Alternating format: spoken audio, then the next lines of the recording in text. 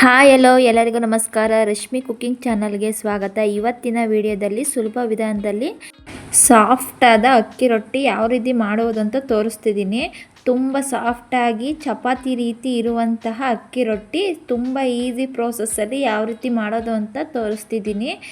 ರೊಟ್ಟಿ ಮಾಡೋದಕ್ಕೆ ಕಷ್ಟ ಅನ್ನೋರು ಈ ವಿಧಾನದಲ್ಲಿ ಟ್ರೈ ಮಾಡಿ. ತುಂಬ ಸಾಫ್ಟಾಗಿ ಟೇಸ್ಟ್ ಕೂಡ ತುಂಬ ಚೆನ್ನಾಗಿರುತ್ತೆ.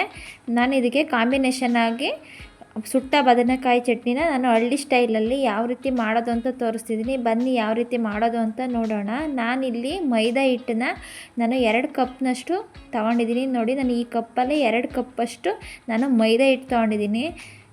ಸ್ವಲ್ಪ ಉಪ್ಪು ಹಾಕ್ಕೊಳ್ಬೇಕು. 2 ಚಮಚದಷ್ಟು ಎಣ್ಣೆ ಹಾಕ್ಕೊಳ್ಳೋಣ. ಎಣ್ಣೆ ಹಾಕ್ಬಿಟ್ಟು ಚೆನ್ನಾಗಿ ಮಿಕ್ಸ್ ಮಾಡ್ಕೊಳ್ಬೇಕು. ನೋಡಿ, ಮೈದಾ ಹಿಟ್ಟು ಎಲ್ಲ ಉಪ್ಪು ಎಲ್ಲ ಚೆನ್ನಾಗಿ ಮಿಕ್ಸ್ ಮಾಡ್ಕೊಳ್ಳೋಣ. ಈಗ ನೀರು ಹಾಕ್ಬಿಟ್ಟು ನಾವು ಮಿಕ್ಸ್ ಮಾಡ್ಕೊಳ್ಬೇಕು. ನೋಡಿ, ನೀರು ಹಾಕಿ ನಾವು ಚೆನ್ನಾಗಿ ಕಲಸ್ಕೊಳ್ಳೋಣ. ನೋಡಿ, ಈ ರೀತಿ ಮಿಕ್ಸ್ ಮಾಡಿಕೊಂಡು ನಾವು ಒಬ್ಬಟ್ಟಿಗೆ ಯಾವ ರೀತಿ ನಾವು ಮೈದಾ ಹಿಟ್ಟನ್ನ ಮಿಕ್ಸ್ ಮಾಡ್ಕೊಳ್ತೀವೋ ಅದೇ ರೀತಿ ನಾವು ಚೆನ್ನಾಗಿ ಮಿಕ್ಸ್ ಮಾಡ್ಕೊಳ್ಬೇಕು. ನೋಡಿ, ಚೆನ್ನಾಗಿ ನಾದ್ಕೊಳ್ಳೋಣ. ನೋಡಿ, ಮೈದಾ ಹಿಟ್ಟೆಲ್ಲ ಚೆನ್ನಾಗಿ ನಾದಿ 2 ಟೇಬಲ್ ಸ್ಪೂನಷ್ಟು ಎಣ್ಣೆ ಹಾಕಿ ಚೆನ್ನಾಗಿ ಮಿಕ್ಸ್ ಮಾಡ್ಕೊಳ್ಬೇಕು.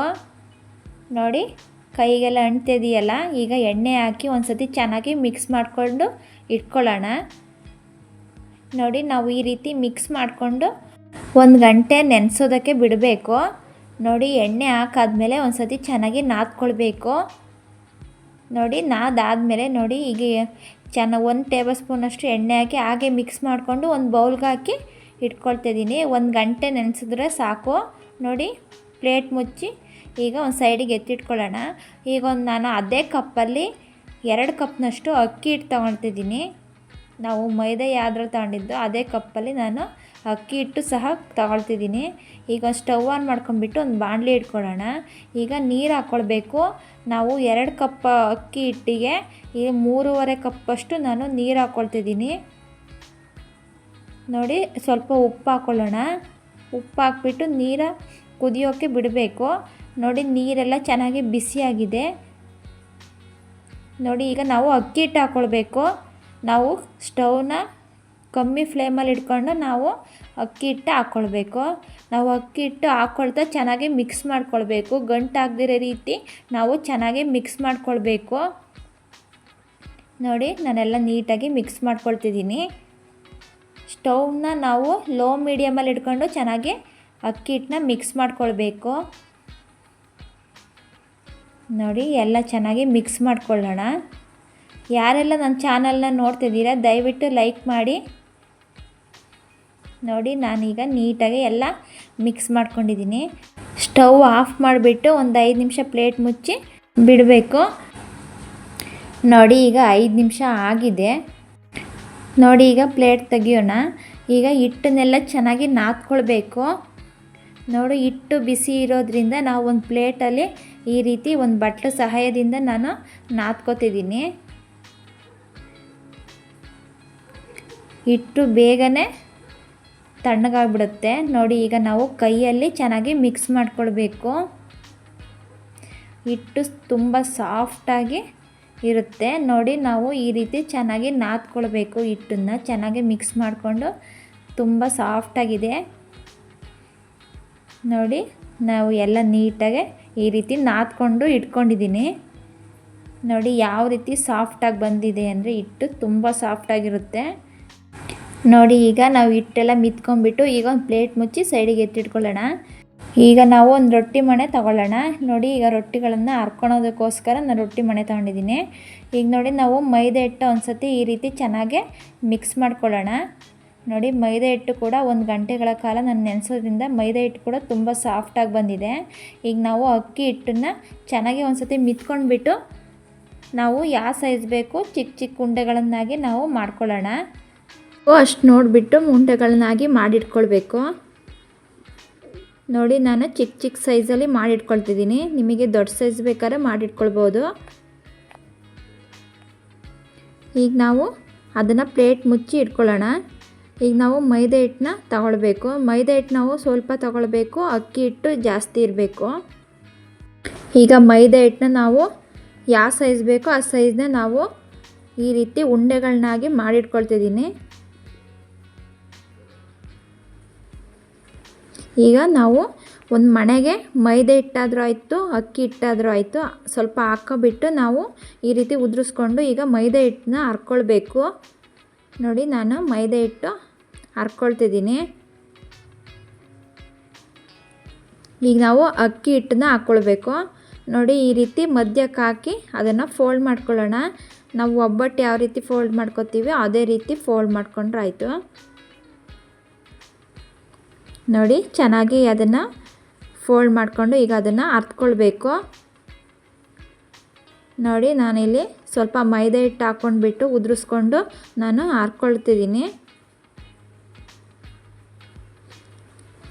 ಈಗ ಲಟ್ಟಣಿಗೆಯಲ್ಲಿ ನಾವು ಹರ್ತ್ಕೊಳ್ಳೋಣ. ನೋಡಿ, ಎಷ್ಟು ಸಾಫ್ಟಾಗಿ ಬಂದಿದೆ ಅಂದರೆ ನಾವು ಅರಿಬೇಕಾದ್ರೆ ಗೊತ್ತಾಗುತ್ತೆ. ಎಷ್ಟು ತೆಳು ಬೇಕಾದರೂ ನಾವು ಅದನ್ನು ಹರ್ತ್ಕೊಳ್ಬೋದು.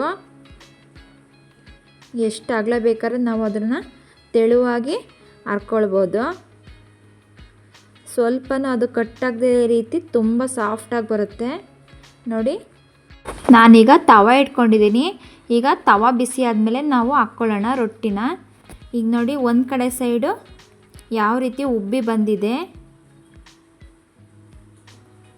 ನೋಡಿ, ಇನ್ನೊಂದು ಸೈಡ್ ಕೂಡ ನಾನು ಬೇಯಿಸ್ಕೊಳ್ತಿದ್ದೀನಿ. ಈಗ ನಾವು ಚೆನ್ನಾಗಿ ಬೇಯಿಸ್ಕೊಳ್ಬೇಕು. ನೋಡಿ, ನಾನು ಸೈಡ್ನೆಲ್ಲ ನೀಟಾಗಿ ಬೇಯಿಸ್ಕೊಳ್ತಿದ್ದೀನಿ. ನೋಡಿ, ನೋಡೋಕ್ಕೆ ಮಾತ್ರ ಸೇಮ್ ಪರೋಟ ಥರನೇ ಇದೆ, ತುಂಬ ರುಚಿಯಾಗಿರುತ್ತೆ. ನೋಡಿ, ಸೈಡೆಲ್ಲ ನೀಟಾಗಿ ಬೇಯಿಸ್ಕೊಂಡು ನಾನು ತೆಗೆದಿಟ್ಕೊಳ್ತಿದ್ದೀನಿ. ನೋಡಿ, ಇನ್ನೊಂದು ಕೂಡ ನಾನು ತೋರಿಸ್ತಿದ್ದೀನಿ. ನೋಡಿ, ಇನ್ನೊಂದು ಕೂಡ ಈ ರೀತಿ ಹರ್ಕೊಳ್ಬಿಟ್ಟು ನೀಟಾಗಿ ಈಗ ಬೇಯಿಸ್ಕೊಳ್ಳೋಣ.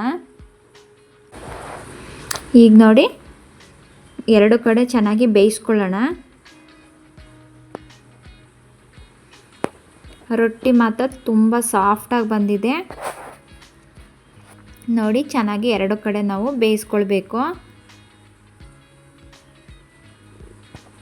ನೋಡಿ, ರೊಟ್ಟಿ ಮಾಡೋದಕ್ಕೆ ಕಷ್ಟ ಅನ್ನೋವರು ಈ ವಿಧಾನದಲ್ಲಿ ಟ್ರೈ ಮಾಡಿ. ತುಂಬ ಈಸಿಯಾಗಿ ನಾವು ಬೇಗನೆ ಮಾಡ್ಕೊಳ್ಬೋದು. ನೋಡಿ, ನಾನು ಎಲ್ಲ ರೊಟ್ಟಿನೂ ಕೂಡ ಇದೇ ರೀತಿ ಬೇಯಿಸ್ಕೊಂಡು ಇಟ್ಕೊಂಡಿದ್ದೀನಿ. ನೋಡಿ, ತುಂಬ ಸಾಫ್ಟಾಗಿ ತುಂಬ ಬೇಗನೆ ನಾವು ಹಿಟ್ಟು ಮಾಡಿಕೊಂಡು ಮಿಕ್ಸ್ ಮಾಡಿ ಕಲಸಿಟ್ಕೊಂಡ್ರೆ ಸಾಕು. ಬೇಗನೆ ನಾವು ಹರ್ಕೊಂಡು ಬೇಯಿಸ್ಕೊಳ್ಬೋದು. ನೋಡಿ, ಸೂಪರಾಗಿ ತುಂಬ ಸಾಫ್ಟಾಗಿ ಬಂದಿದೆ. ನೀವು ಈ ವಿಧಾನದಲ್ಲಿ ಟ್ರೈ ಮಾಡಿ ಹೇಗೆ ಬಂತು ಅಂತ ಕಮೆಂಟ್ ಮಾಡಿ. ನಾನು ರೊಟ್ಟಿ ಜೊತೆ ನಾನು ಸುಟ್ಟ ಬದನೆಕಾಯಿ ಚಟ್ನಿನ ಮಾಡಿ ತೋರಿಸ್ತಿದ್ದೀನಿ. ನೋಡಿ, ಆ ಕಾಂಬಿನೇಷನ್ ಆಗಿ ನಾವು ಯಾವುದೇ ರೀತಿ ಚಿಕನ್ ಆಗಲಿ ವೆಜ್ ಆಗಲಿ ನಾವು ಮಾಡಿಕೊಂಡು ಕಾಂಬಿನೇಷನ್ ಆಗಿ ಚೆನ್ನಾಗಿರುತ್ತೆ. ರೊಟ್ಟಿ ಮಾತ್ರ ಸಾಫ್ಟಾಗಿರುತ್ತೆ. ಯಾವುದಕ್ಕೆ ಕೂಡ ನಾವು ಕಾಂಬಿನೇಷನ್ ಆಗಿ ಪನ್ನೀರ್ ಕರಿ ಈ ರೀತಿ ಯಾವುದೇ ನಾವು ಕರಿ ಜೊತೆ ನಾವು ಮಾಡ್ಕೊಳ್ಬೋದು. ತುಂಬ ಸಾಫ್ಟಾಗಿ ತುಂಬ ಟೇಸ್ಟ್ ಕೂಡ ತುಂಬ ಚೆನ್ನಾಗಿರುತ್ತೆ. ನೋಡಿ, ನಾನು ತೋರಿಸ್ತಿದ್ದೀನಿ. ತುಂಬ ಸಾಫ್ಟಾಗಿ ಬಂದಿದೆ. ಟೇಸ್ಟ್ ಕೂಡ ತುಂಬ ಚೆನ್ನಾಗಿರುತ್ತೆ. ಈಗ ನಾವು ರೊಟ್ಟಿ ಮಾಡಿ ತೋರಿಸಿದ್ದೀನಿ. ಈಗ ಕಾಂಬಿನೇಷನಿಗೆ ನಾನು ಬದನೆಕಾಯಿ ಚಟ್ನಿ ಯಾವ ರೀತಿ ಮಾಡೋದು ಅಂತ ಈಗ ನೋಡೋಣ. ನಾನಿಲ್ಲಿ ಬದನೆಕಾಯಿನ ಒಂದು 5 ಬದನೆಕಾಯಿ ತೊಗೊಂಡಿದ್ದೀನಿ. ನೋಡಿ, ಈಗ ನಾವು ಸ್ಟವ್ ಮೇಲೆ ಸುಟ್ಕೊಳ್ಬೇಕು. ನೋಡಿ, ಈಗ ಇಟ್ಕೊಂಡ್ಬಿಟ್ಟು ಚೆನ್ನಾಗಿ ಸುಟ್ಕೊಳ್ಳೋಣ. ನಾನು 2 ಕಡೆ ಸ್ಟವ್ ಮೇಲೂ ನಾನು ಬದನೆಕಾಯಿನ ಈ ರೀತಿ ಸುಟ್ಕೊಳ್ಬೇಕು. ಈಗ ನಾವು ಹುಣಸೆಹಣ್ಣ ನೆನೆಸೋದಕ್ಕೆ ಇಟ್ಕೊಳ್ಳೋಣ. ನೋಡಿ, ಒಂದು ನಿಂಬೆಹಣ್ಣು ಗಾತ್ರದಷ್ಟು ನಾನು ಹುಣಸೆಹಣ್ಣ ನೀರು ಹಾಕಿ ನೆನೆಸೋದಕ್ಕೆ ಇಟ್ಕೊಳ್ತಿದ್ದೀನಿ. ಈಗ ನಾವು ಮುಳುಗಾಯಿ ಎಲ್ಲ ನೀಟಾಗಿ ಅದನ್ನು ಸುಟ್ಕೊಂಡು ಇಟ್ಕೊಳ್ಳೋಣ. ನೋಡಿ, ನಾನು ಎಲ್ಲ ಮುಳುಗಾಯಿನೂ ಸಹ ನಾನು ಸುಟ್ಬಿಟ್ಟು ಇಟ್ಕೊಳ್ತಿದ್ದೀನಿ. ನೋಡಿ, ಈ ರೀತಿ ಸುಟ್ಕೋಬೇಕು.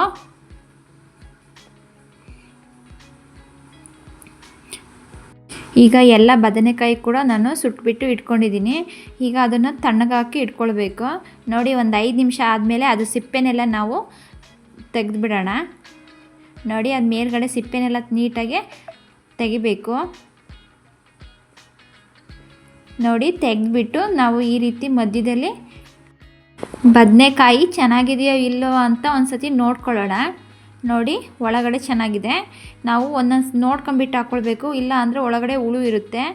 ನೋಡಿ ನಾನು ಎಲ್ಲ ಬದನೆಕಾಯಿ ಕೂಡ ನಾನು ನೀಟಾಗೆ ಸುಲಿದ್ಬಿಟ್ಟು ಸಿಪ್ಪೆನೆಲ್ಲವ ನೀಟಾಗಿ ಒಂದು ಸತಿ ನೋಡ್ಕೊಳ್ಳಿ ಮಧ್ಯದಲ್ಲಿ. ನೋಡಿ ನಾನು ಎಲ್ಲ ಸಿಪ್ಪೆನೆಲ್ಲ ತೆಗೆದುಬಿಟ್ಟು ಇಟ್ಕೊಂಡಿದ್ದೀನಿ. ಈಗ ಅದನ್ನು ಸ್ಮ್ಯಾಶ್ ಮಾಡ್ಕೊಳ್ಬೇಕು. ನೋಡಿ ಈಗ ಬದನೆಕಾಯಿ ಎಲ್ಲ ಚೆನ್ನಾಗಿ ಸ್ಮ್ಯಾಶ್ ಮಾಡಿ ಇಟ್ಕೊಂಡಿದ್ದೀನಿ.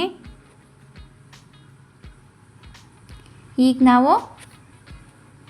ನಾನಿಲ್ಲಿ ಬೆಳ್ಳುಳ್ಳಿ ಹಾಕ್ಕೊಳ್ತಿದ್ದೀನಿ. 1 ಗೆಡ್ಡೆ ಬೆಳ್ಳುಳ್ಳಿ, 1 ಟೇಬಲ್ ಸ್ಪೂನಷ್ಟು ಜೀರಿಗೆ ಹಾಕ್ಬಿಟ್ಟು ನಾವು ಅದನ್ನು ಕುಟ್ಕೊಳ್ಬೇಕು. ನೋಡಿ ನಾನು ಜಜ್ಜಿಬಿಟ್ಟು ಇಟ್ಕೊಂಡಿದ್ದೀನಿ. ನಾನೊಂದು ಬೌಲ್ಗೆ ಎತ್ತಿಟ್ಕೊಳ್ತಿದ್ದೀನಿ. ನೋಡಿ ಒಗ್ಗರಣೆಗೆ ಈ ರೀತಿ ನಾವು ಬೆಳ್ಳುಳ್ಳಿ ಜಜ್ಜಿ ಹಾಕೋದ್ರಿಂದ ಅದು ಫ್ಲೇವರು ಚೆನ್ನಾಗಿರುತ್ತೆ. ಈಗ ನಾವು ಸ್ಟವ್ ಆನ್ ಮಾಡಿಬಿಟ್ಟು ಬಾಣಲಿ ಇಟ್ಕೊಳ್ಳೋಣ. ಬಾಣಲಿಗೆ ಒಂದು 2ರಿಂದ 3 ಟೇಬಲ್ ಸ್ಪೂನಷ್ಟು ಎಣ್ಣೆ ಹಾಕ್ಬಿಟ್ಟು 1 ಟೇಬಲ್ ಸ್ಪೂನಷ್ಟು ತುಪ್ಪ ಹಾಕ್ಕೊಳ್ತಿದ್ದೀನಿ. ಅರ್ಧ ಟೇಬಲ್ ಸ್ಪೂನಷ್ಟು ಸಾಸಿವೆ ಹಾಕ್ಕೊಳ್ಬೇಕು. ಈಗ ನಾವು ಕಡಲೆಬೇಳೆ ಹಾಕ್ಕೊಳ್ಳೋಣ. 2 ಟೇಬಲ್ ಸ್ಪೂನಷ್ಟು ಕಡಲೆಬೇಳೆ ಹಾಕ್ಕೊಂಡು ಫ್ರೈ ಮಾಡ್ಕೊಳ್ಬೇಕು. ನಾವು ಸ್ಟವ್ನ ಮೀಡಿಯಮ್ ಫ್ಲೇಮಲ್ಲಿ ಇಟ್ಕೊಂಡು ಫ್ರೈ ಮಾಡ್ಕೊಳ್ಬೇಡ.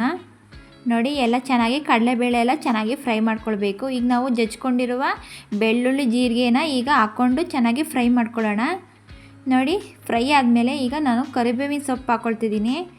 ನೋಡಿ ಕರಿಬೇವಿನ ಸೊಪ್ಪು ಜಾಸ್ತಿ ಹಾಕೋದ್ರಿಂದ ಟೇಸ್ಟ್ ಕೂಡ ಚೆನ್ನಾಗಿರುತ್ತೆ. ಕರಿಬೇವಿನ ಸೊಪ್ಪು ತಿನ್ನೋದ್ರಿಂದ ಆರೋಗ್ಯಕ್ಕೂ ಕೂಡ ಒಳ್ಳೆಯದು. ಈಗ ಕರಿಬೇವಿನ ಸೊಪ್ಪು ಹಾಕಿ ಚೆನ್ನಾಗಿ ಫ್ರೈ ಮಾಡ್ಕೊಳ್ಬೇಕು. ಈಗ ಹಸಿರು ಮೆಣಸಿನ್ಕಾಯಿ ಹಾಕ್ಕೊಳ್ಬೇಕು. ನಾವು ಖಾರ ತಕ್ಕಂತೆ ನೋಡಿ ಹಾಕ್ಕೊಳ್ಳೋಣ. ಈಗ ನಾನು 4 ಈರುಳ್ಳಿಯ ಸಣ್ಣದಾಗಿ ಕಟ್ ಮಾಡಿಕೊಂಡು ಹಾಕ್ಕೊಂಡಿದ್ದೀನಿ. ಹಾಕ್ಬಿಟ್ಟು ಚೆನ್ನಾಗಿ ಫ್ರೈ ಮಾಡ್ಕೊಳ್ಬೇಕು. ಸ್ವಲ್ಪ ಕೊತ್ತಂಬರಿ ಸೊಪ್ಪು ಕೂಡ ಹಾಕಿ ಫ್ರೈ ಮಾಡ್ಕೊಳ್ಳೋಣ. ಒಂದು ಅರ್ಧ ಚಮಚದಷ್ಟು ಅರಿಶಿನ ಪುಡಿ ಹಾಕಿ ಮಿಕ್ಸ್ ಮಾಡಿಕೊಂಡು ಫ್ರೈ ಮಾಡ್ಕೊಳ್ಬೇಕು. ನಾವು ಈರುಳ್ಳಿ ಕಲರ್ ಚೇಂಜ್ ಆಗೋವರೆಗೂ ಚೆನ್ನಾಗಿ ಫ್ರೈ ಮಾಡ್ಕೊಳ್ಬೇಕು. ಈಗ ನಾವು ಆವಾಗಲೇ ಸ್ಮ್ಯಾಶ್ ಮಾಡ್ಕೊಂಡಿದ್ವಲ್ಲ ಬದನೆಕಾಯಿನ ಈಗ ಹಾಕ್ಕೊಳ್ಳೋಣ. ನೋಡಿ ಹಾಕ್ಕೊಂಡ್ಬಿಟ್ಟು ಚೆನ್ನಾಗಿ ಮಿಕ್ಸ್ ಮಾಡ್ಕೊಳ್ಬೇಕು. ನೋಡಿ ಅದು ಒಗ್ಗರಣೆಗೆಲ್ಲ ನೀಟಾಗಿ ನಾವು ಮಿಕ್ಸ್ ಮಾಡ್ಕೊಳ್ಬೇಕು. ಈಗ ಹುಣಸೆ ಹಣ್ಣಿನ ರಸವನ್ನು ನಾವು ಅದನ್ನು ಹಾಕ್ಕೊಳ್ಳೋಣ.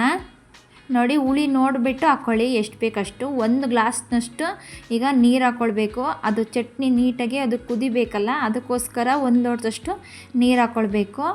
ಈಗ ಹಾಕ್ಬಿಟ್ಟು ಚೆನ್ನಾಗಿ ಮಿಕ್ಸ್ ಮಾಡ್ಕೊಳ್ಳೋಣ. ಈಗ ರುಚಿಗೆ ತಕ್ಕಷ್ಟು ಉಪ್ಪು ಹಾಕ್ಕೊಳ್ಬೇಕು. ನಾನು 1 ಟೇಬಲ್ ಸ್ಪೂನಷ್ಟು ಉಪ್ಪು ಹಾಕ್ಕೊಳ್ತಿದ್ದೀನಿ. ಹಾಕ್ಬಿಟ್ಟು ನೋಡಿ ಚೆನ್ನಾಗಿ ಮಿಕ್ಸ್ ಮಾಡ್ಕೊಳ್ಬೇಕು. ಮಿಕ್ಸ್ ಮಾಡಿಬಿಟ್ಟು ನಾವು ಮೀಡಿಯಮ್ ಫ್ಲೇಮಲ್ಲೇ ಒಂದು 5ರಿಂದ 10 ನಿಮಿಷಗಳ ಕಾಲ ಚೆನ್ನಾಗಿ ಅದನ್ನು ಕುದಿಸ್ಕೊಳ್ಬೇಕು. ಒಂದು ಪ್ಲೇಟ್ ಮುಚ್ಚಿ ನಾನು ಮೀಡಿಯಮ್ ಫ್ಲೇಮಲ್ಲಿ ಒಂದು 5 ನಿಮಿಷ ಅದನ್ನು ಬೇಯಿಸ್ಕೊಳ್ಬೇಕು. ಈಗ 1 ಕಪ್ನಷ್ಟು ನಾನು ತೆಂಗಿನಕಾಯಿ ತುರಿ ಹಾಕ್ಕೊಳ್ತಿದ್ದೀನಿ. ಹಾಕ್ಬಿಟ್ಟು ಚೆನ್ನಾಗಿ ಮಿಕ್ಸ್ ಮಾಡ್ಕೊಳ್ಳೋಣ. ಮಿಕ್ಸ್ ಮಾಡಿಕೊಂಡು ಈಗ ನಾವು ಒಂದು 2ರಿಂದ 3 ನಿಮಿಷಗಳ ಕಾಲ ಅದನ್ನು ಚೆನ್ನಾಗಿ ಕುದಿಸ್ಕೊಳ್ಬೇಕು ಚಟ್ನಿಯ. ನೋಡಿ ಯಾವ ರೀತಿ ಗಟ್ಟಿಯಾಗಿ ಬಂದಿದೆ. ಈಗ ನಾವು ತೆಂಗಿನಕಾಯಿ ತುರಿ ಹಾಕಿದ ಮೇಲೆ ಒಂದು 2 ನಿಮಿಷ ನಾವು ಪ್ಲೇಟ್ ಮುಚ್ಚಿ ಅದನ್ನು ಕುದಿಸ್ಕೊಳ್ಳೋಣ. ನೋಡಿ ಒಂದು 2 ನಿಮಿಷ ಆದಮೇಲೆ ಈಗ ಮತ್ತೆ ಅದನ್ನು ನೀಟಾಗಿ ಅದನ್ನು ಮಿಕ್ಸ್ ಮಾಡ್ಕೊಳ್ಬೇಕು. ಈಗ ಕೊನೆಯದಾಗಿ ಕೊತ್ತಂಬರಿ ಸೊಪ್ಪು ಹಾಕ್ಕೊಳ್ತಿದ್ದೀನಿ. ನೋಡಿ ಕೊತ್ತಂಬರಿ ಸೊಪ್ಪು ಹಾಕೋದ್ರಿಂದ ಫ್ಲೇವರು ತುಂಬ ಚೆನ್ನಾಗಿರುತ್ತೆ ತಿನ್ನಬೇಕಾದ್ರೆ. ಈಗ ನೋಡಿ ಸ್ಟವ್ನ ಆಫ್ ಮಾಡ್ಕೊಳ್ಳೋಣ. ಚಟ್ನಿ ರೆಡಿಯಾಗಿದೆ. ನೋಡಿ ಸಿಂಪಲ್ಲಾಗಿ ನಾವು ಬದನೆಕಾಯಿ ಬೇಯಿಸ್ಕೊಂಬಿಟ್ಟು ಈ ರೀತಿ ನಾವು ಮಾಡೋದ್ರಿಂದ ತುಂಬ ರುಚಿಯಾಗಿರುತ್ತೆ. ನಾನು ಕಾಂಬಿನೇಷನ್ನಾಗಿ ರೊಟ್ಟಿ ಮಾಡಿ ತೋರಿಸಿದ್ದೀನಿ. ಸಾಫ್ಟ್ ರೊಟ್ಟಿ ತುಂಬ ಟೇಸ್ಟಾಗಿ ನಾವು ಮಾಡ್ಕೊಳ್ಬೋದು. ಇನ್ನು ಬೇರೆ ರೆಸಿಪಿಗೋಸ್ಕರ ರಶ್ಮಿ ಕುಕ್ಕಿಂಗ್ ಚಾನಲನ್ನು ಸಬ್ಸ್ಕ್ರೈಬ್ ಮಾಡಿ, ಪಕ್ಕದಲ್ಲೇ ಇರುವ ಬೆಲ್ ಬಟನನ್ನು ಕ್ಲಿಕ್ ಮಾಡಿ. Thank you.